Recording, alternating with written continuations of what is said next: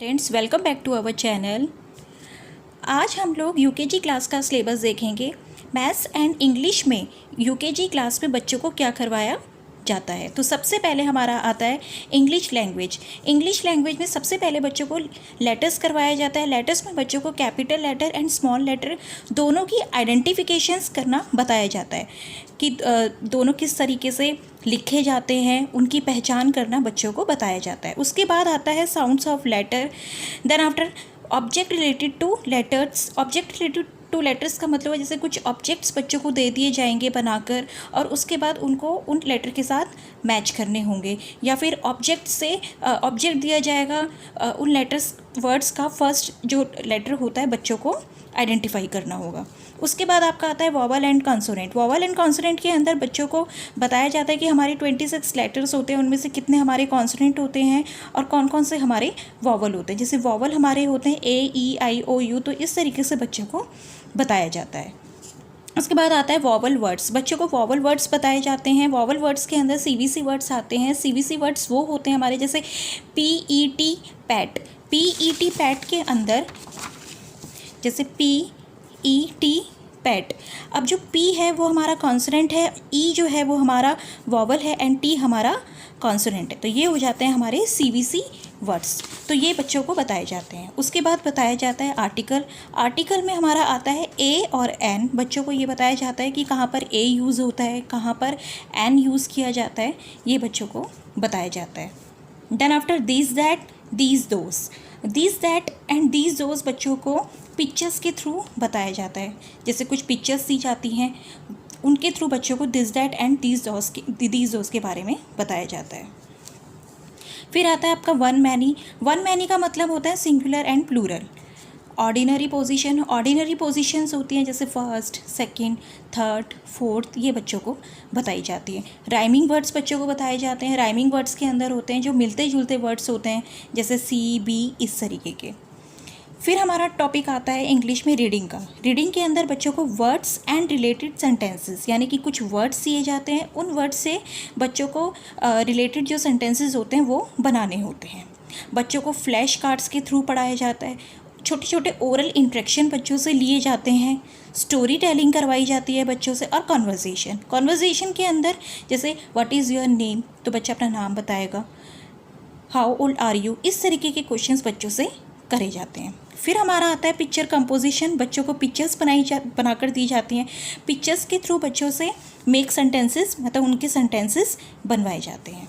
उसके बाद आ जाता है आपका use of in, on, under, above. बच्चों को इन, ऑन, अंडर, अबव का कहाँ पर यूज़ होते हैं ये बताया जाता है। जो पिक्चर कंपोजिशन में जो सेंटेंसेस जो बनते हैं वो उनके अंदर बच्चों को इन, ऑन, अंडर और अबव इनका यूज़ बताया जाता है।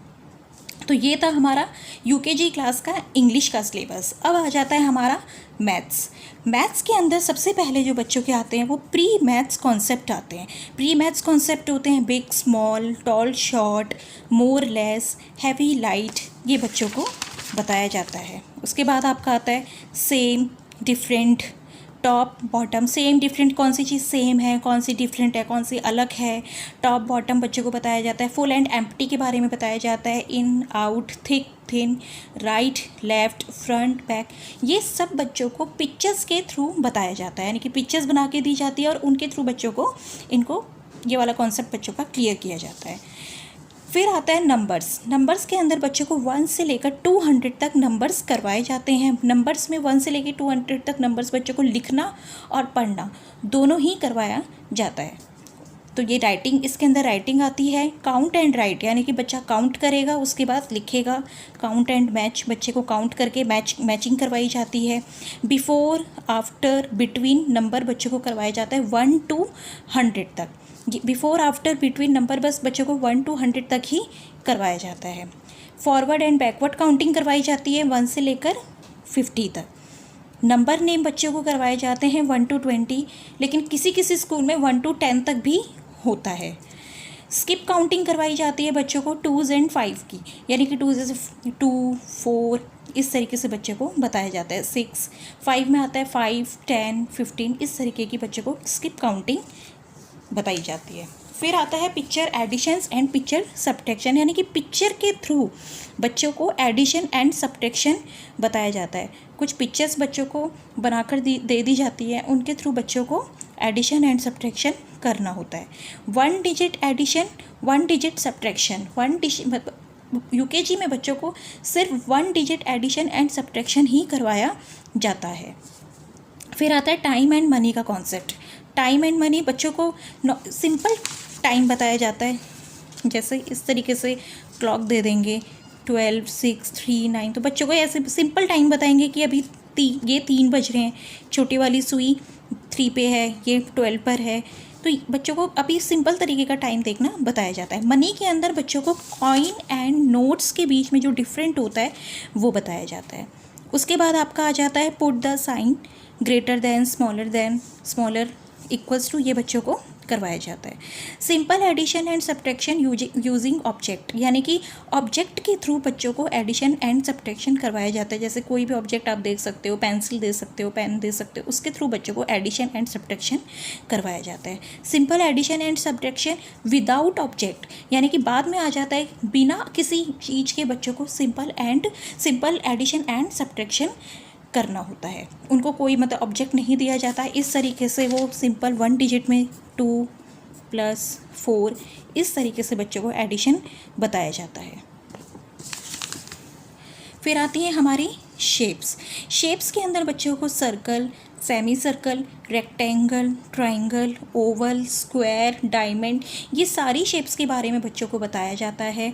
ये शेप्स की जब बच्चों को बताई जाती हैं तो उस टाइम पर बच्चों को कुछ जैसे फिगर्स बना के दे दी जाती, कुछ पिक्चर्स बनाकर दी जाती हैं, तो उसके थ्रू बच्चों को इन शेप्स के बारे में बताया जाता है। तो ये था हमारा यूकेजी क्लास का मैथ्स का और इंग्लिश का सिलेबस।